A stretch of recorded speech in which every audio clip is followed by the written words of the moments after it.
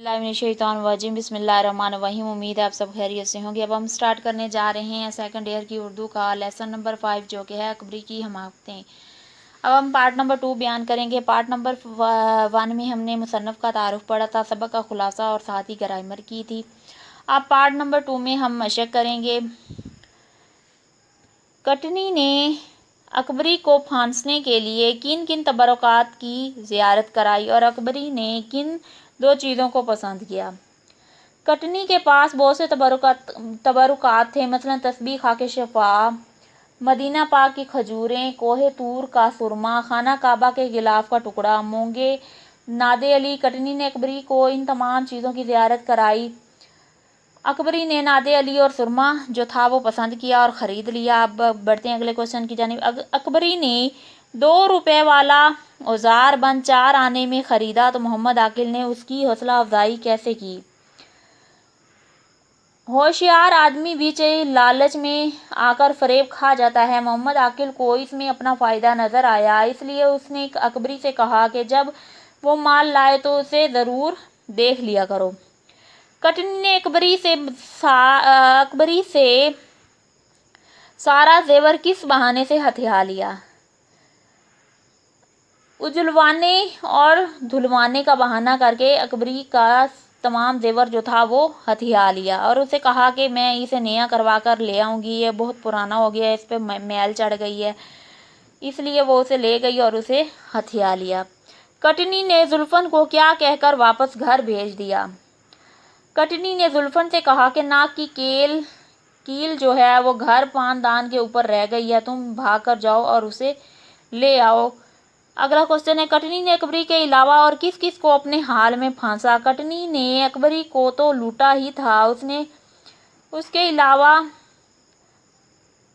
अहमद बख्श खान की बीवी से तमाम जेवर भी हथिया लिया था और मियाँ मसीता की बेटी का जेवर भी ले भागी थी। अकबरी ने अपने जहेज के कपड़ों का सत्यानाश कैसे किया। अकबरी जब ससुराल वालों के साथ रहती थी, कुछ दिनों बाद कपड़ों को धूप दिखा दिया करती थी। अब अकबरी ने कपड़ों के संदूक को खोलना गवारा न किया। हुआ ये कि सर्दियों में जब कपड़े निकालने की नौबत आई तो देखा तो उन्हें दीमक चाट चुकी थी और चूहों ने कपड़ों में बगारे डाल दिए थे। आपके ख्याल में अकबरी से कौन कौन सी हमाकतें सरजद हुईं।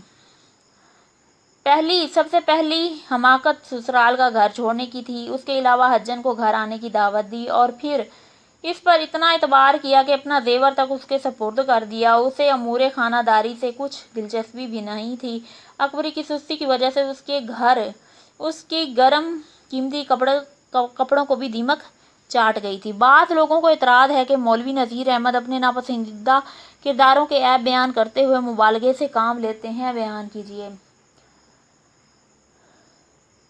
मौलवी साहब की तहरीरों में मकसदियत और इस्लाह का वस्फ़ नुमायाँ होता है। वो सर सैयद की इस्लाह तहरीक से वाबस्ता थे, इसलिए उन्होंने माशरे की इस्लाह की खातिर बच्चियों की तरबियत पर जोर दिया। इस्लाह माशरे के लिए जब मौलवी नज़ीर अहमद कहीं मुबालगे का दामन थामते हैं तो मुबालगा महसूस नहीं होता। अकबरी का किरदार माशरती हवाले से है। आज भी अकबरी जैसी पोहड़ और बेवकूफ़ ख़वातीन दूसरों के हाथों नुकसान उठाती हैं।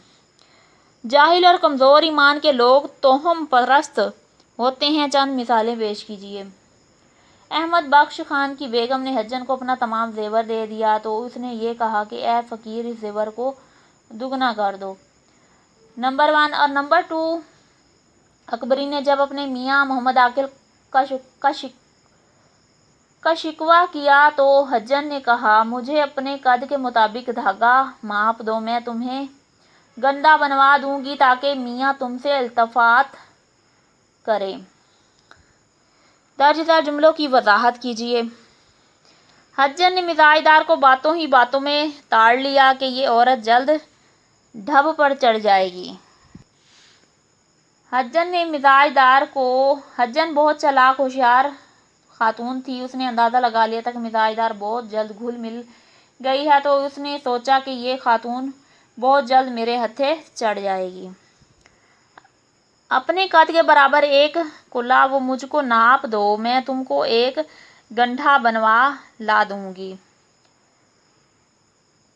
مزاج دار اپنے شوہر کے بارے میں کہتی ہے کہ وہ مجھ سے التفات نہیں کرتا۔ حجن جواباً کہتی ہے کہ تم مجھے دھاگا اپنے قد کے مطابق ماپ دو، میں دم کرا دوں گی، تمہارا میاں تم سے محبت کرنے لگ جائے گا۔ مزاج دار بیٹی بنی اور حجن کو ماں بنا لیا۔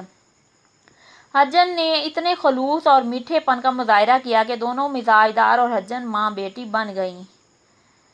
کہیں کی بہتی بہاتی مہینے بھر سے کرائے پر آ کر رہتی تھی۔ یہ دلی کا محاورہ ہے کہ کٹنی نہ جانے کہاں کہاں سے ہوتی ہواتی اور رہتی ہوئی ایک ماہ سے کرائے پر آ کر رہ رہی تھی۔ مراد یہ ہے کہ اس کے اصل ٹھکانے کا کسی کو علم نہ تھا۔ جس طرح سیلاب میں چیزیں بہتی ہوئی آ جاتی ہیں، اس کے بارے میں کچھ پتہ نہیں ہوتا کہاں سے آئی ہے، اسی طرح کٹنی بھی شہر میں اچانک کہیں سے آ پہنچی تھی۔ حجن کا سراغ نہ ملا پر نہ ملا۔ لوگوں نے حجن کو بتیرا ڈھونڈا، لیکن وہ اتنی تیز ترار اور چالاک مکار تھی کہ اس کا کوئی نشان، کوئی ٹھکانہ اور کوئی اتا پتہ نہ مل سکا۔ ایک ہی برس میں ہاتھ کان سے ننگی رہ گئی۔